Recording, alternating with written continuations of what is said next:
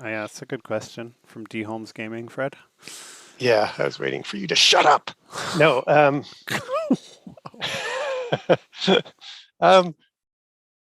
did it pay for itself? Well, we didn't lose money on the game.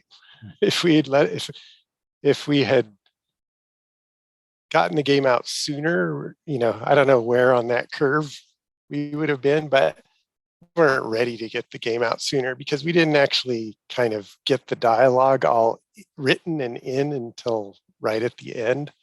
So Accolade actually wanted us to put out the game when some of the aliens you would meet in space, like you'd meet the Arilu in space, and they would say, and their words would say, Arilu hello 1, Arilu hello 2.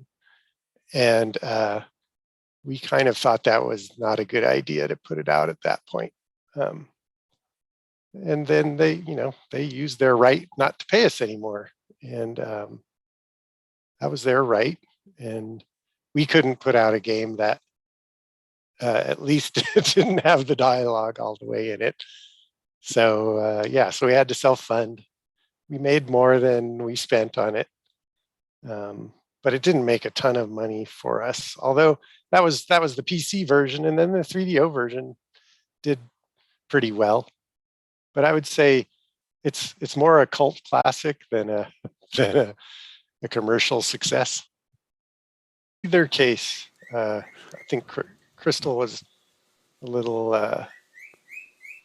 had a little bit more open wallets than Accolade or Apogee, because we didn't ever get anything from Apogee. Damn it! Um, the thing with the thing with Accolade was I think we would have done this anyway, but not getting paid the last 6 months of the project didn't really make us very fond of of Accolade, even though they had the right not to pay us anymore because it was in the contract. But it certainly didn't make us feel all warm and fuzzy towards them.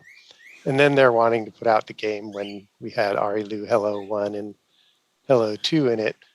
Didn't really make us feel very confident in them. And so then we were done with Star Control 2. They wanted us to work on another game, and we were pretty burnt out on both Star Control 2 and Accolade not having paid us. And so we said we want to do the Horde.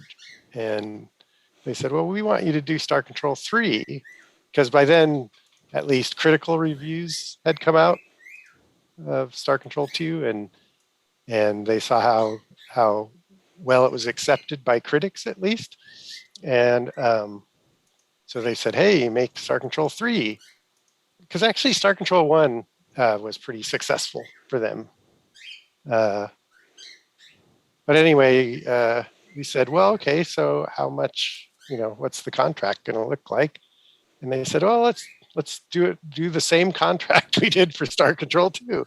And we were kind of in our heads saying, you mean the one where we didn't get paid for the last 6 months? And I'm sure they were saying, well, just be on time this time. But anyway, that wasn't very appealing to us, their offer. And so we split Crystal Dynamics. But then Star Control 2 on the 3DO was never supposed to happen. The Saturn was the Sega CD was a thing then, multimedia. And so we were going to do the Horde for the PC, and we hired some friends of ours. Crystal wanted to do the Horde on the Sega CD. I think they were trying to land some deal with Sega. Anyway, they did. There was a contract for the Sega CD version of the Horde, which we enticed a couple of our friends away to do. And literally the day before they show up to start working on the Horde Sega CD, the project was canceled. Something about the deal with Sega fell through. And so we had convinced these guys to leave their safe corporate jobs and to come work on a Sega CD port of the Horde. And it literally, the day before they showed up, it fell through. And through no fault of our own, but we felt really bad that we'd convinced them to leave their jobs. And so we said, okay, what is plan B?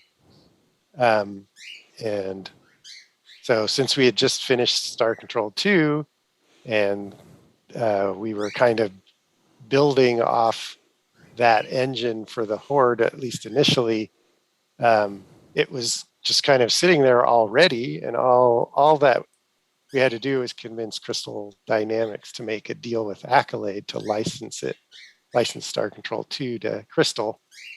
And so then we didn't have to let those guys go on their first day of work.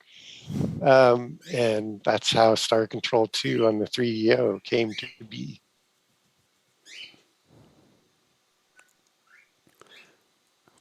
I put a marker there to make a highlight out of that. Fred Ford's story hour.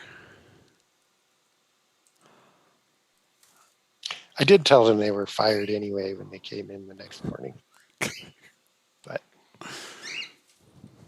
it was a joke. It's kind of always funny, I think.